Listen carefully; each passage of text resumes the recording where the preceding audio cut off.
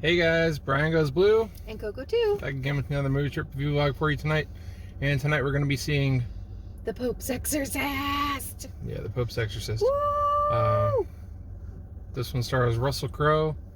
Heard it's based on true events. And it stars Satan. Oh yeah, and Satan. I'm not like hailing him, I'm just like... I'm excited for this movie. That's all. She's excited and she's scared at the same time. I'm terrified. I got my blankie. I'm ready to go. We'll see how it is. It's a Monday night, and we went to the other theater in Tampa that's not as close to us, but yeah, but it's almost like pretty equidistant. But yeah, this one is a little bit more crowded, so they actually have a pretty full theater for a Monday night, which is very odd.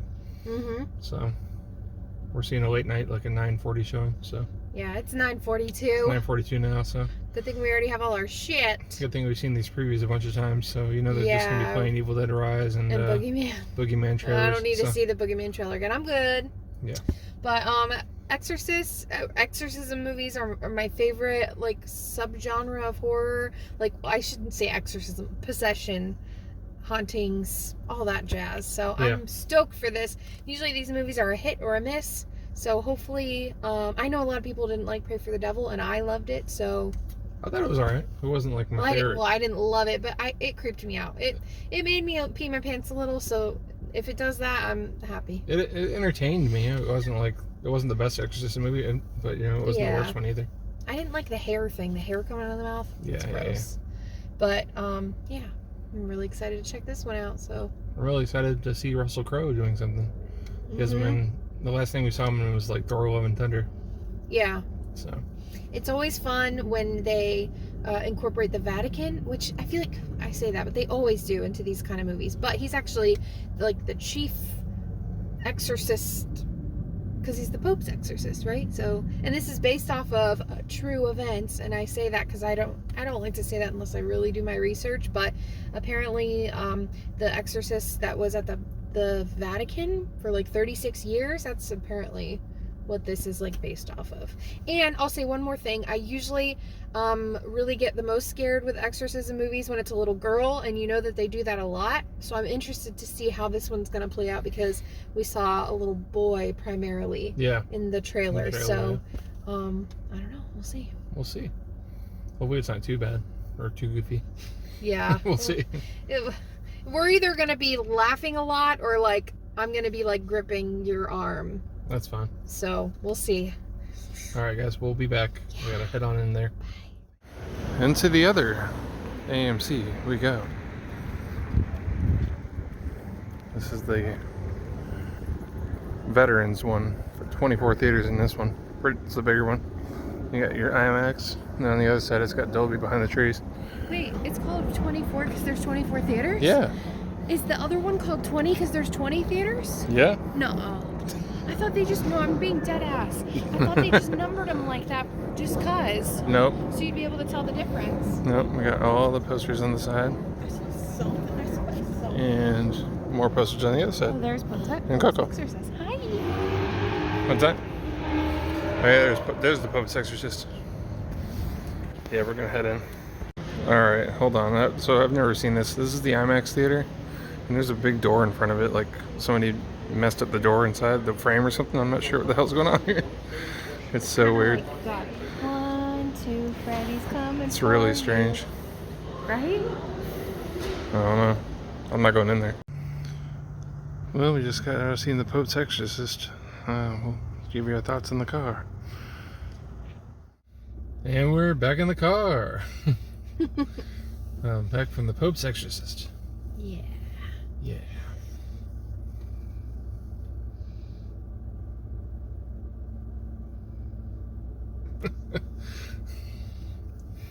She's not gonna start. No? You. Me? Okay. Yeah. Alright. Well, the Pope's Exorcist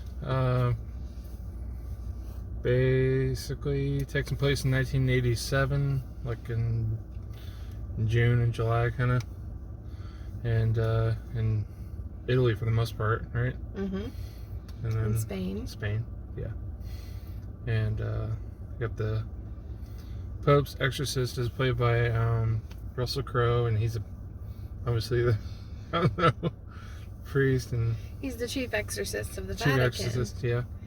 And you know, you always get that story in these kind of movies where there's like an exorcist that performs an exorcism, and maybe the person was mentally ill, maybe they were possessed, we don't really know. So there's kind of like an issue of that from his past. So there's some like irony there. And we get this background story of this family who, without giving too much away, it's a family of 3, a mother and her 2 kids. And they inherit this holy church in Italy. And they don't have a lot of money, so they're trying to like fix up this church and possibly make some money off of it so that they can go back to America and live their life. But things start unraveling pretty quickly, and they are pretty much effed. No. The little son becomes possessed. As you well saw in the trailer. If you've seen the trailer, yeah. And yeah, so pretty much the whole church that they live in is where the whole movie takes place. Yeah, it's basically like the devil basically lives there. And yeah, there's like these catacombs underneath, and I don't want to spoil all of that, but there's like it goes pretty deep into like caves, and things start unfolding, and it's pretty nuts. Yeah, but it's a little bit back and forth because like Russell Crowe and stuff, he's very comedic in this movie. Yes. There's a lot of like just very dry humor throughout it.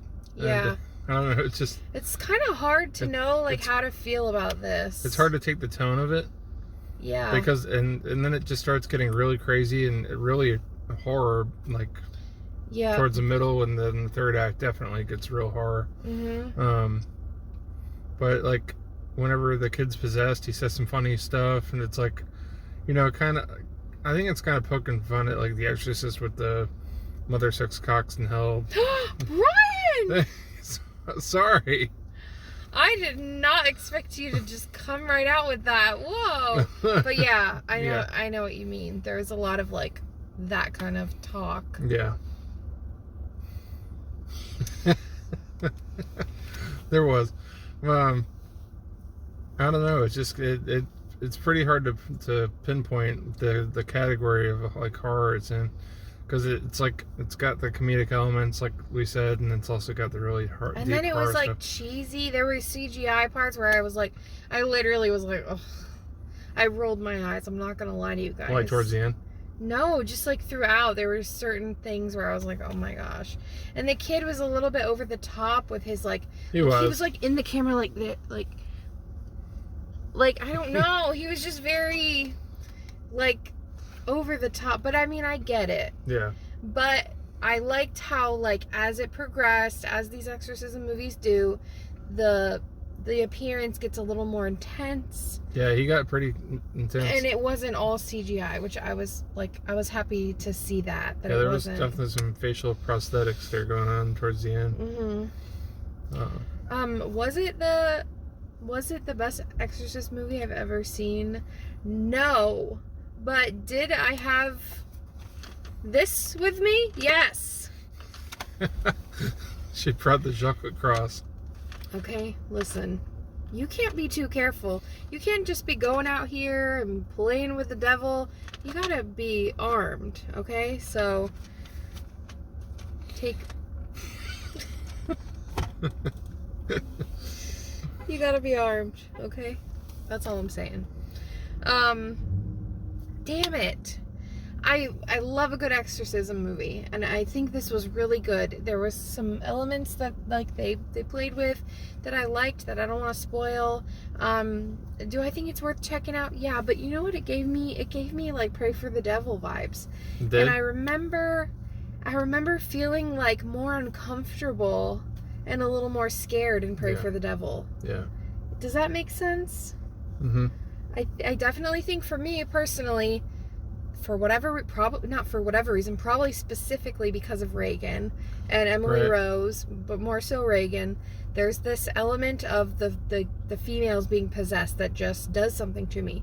And little spoiler here, we do see a female possessed.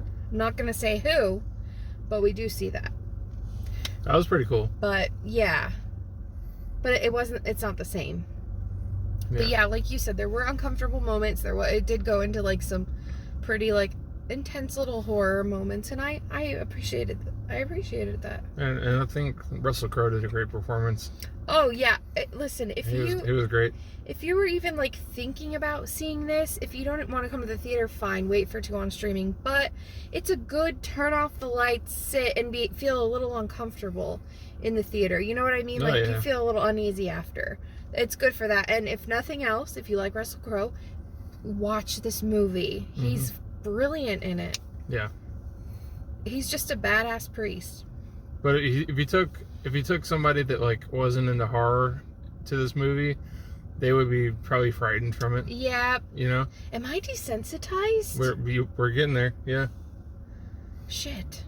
When I met you, I was like, man, it must really suck for you because like you love horror, but you're not like you're desensitized to it, you know? Yeah, you probably would have been more scared from this movie before you met me. And of course, like I watched a lot of horror before you too, but I wasn't like super desensitized because it was like once in a while. Well, no, it was a lot. I don't know, but what did there was one part where we really like busted out laughing, and like nobody could. We were like trying to hold our laughter. oh, okay, so there's two priests in this. There's Russell Crowe, and then there's this younger, like rookie, if you will, priest. Okay, and he doesn't know anything about exorcism, so they go in the room together for like the first time, like together with the boy, and the boy was like, the whole premise behind this is that like this demon is very like powerful, and he's like, it's very personal. He's like seeking out the Pope's exorcist. Yeah, okay, the and main so one. before Russell Crowe came into the picture, before he even came into Spain, the other priest went in there first, and the boy like, did he throw him across the room? Something happened He slung crazy. him across the room, Slung him across the room into like a mirror or something. and he said, "Wrong fucking priest." And we just died laughing. I don't know why. That was so funny to us. No one else in the theater was laughing. We were just We cracking had up. the giggles pretty bad. Or else holding it back.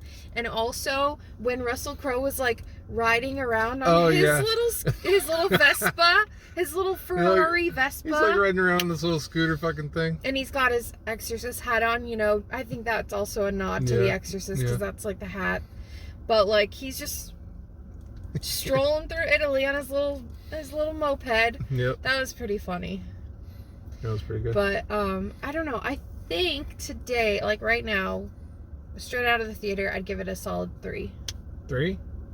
Whoa, I thought I'm gonna give it a 3.5. Really? Yeah. I don't know why 3 for me. I guess maybe I was like expecting too much. Maybe I was expecting to be a little bit more scared. Yeah. But like, I don't know. Maybe I'm getting desensitized. Yeah. I don't know. I'm glad it was rated R versus Pray for the Devil, you know? Yeah. That was PG-13. Okay, I think I'm scoring it based on like, did I get scared enough? But thinking about like the actors, how they performed, the storyline, like what it went into, like an overall, and that's probably what I should have given it an overall score, a 3.5. But like, just because I'm a little bit disappointed in how like not scared I was, that's why I said 3. So Right. I could go either way. Yeah. But yeah, I enjoyed it. What did you say about the book again? The end of the movie? It was like... Oh, it was like, this story was about father such and such, I can't remember his real name, and he actually was the Pope's exorcist until 2016 when he passed away, and it said he wrote books, and they're good. Yeah. Or something like that, because that was said in the movie. Oh, yeah. Because he's like, you know who I am, to the rookie priest, and he's like, oh, of course I do, and he's like, I've read all the articles, and he's like, and the books, and he's like, no, I haven't read the books. He's like, read the books, they're good. Yeah, he's like, the books are good too. Yeah, something like that. Something like that. It was funny.